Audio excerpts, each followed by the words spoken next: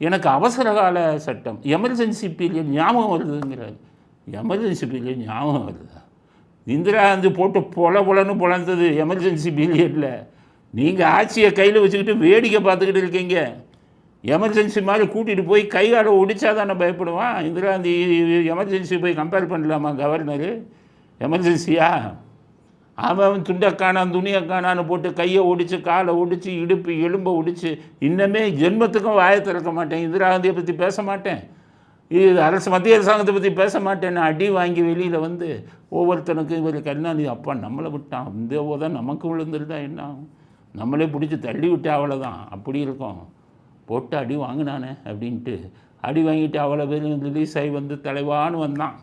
வந்தோடனே நீ கவலைப்படாதடா, உன் பேர் என்ன, நீ இனிமே மிஸ்ஸா கணேசன்டா, உன் பேர் என்ன கணேசன் தானே, உனக்கு மிஸ்ஸா கணேசன்னு பட்ட பேர் கொடுக்குறாண்டா.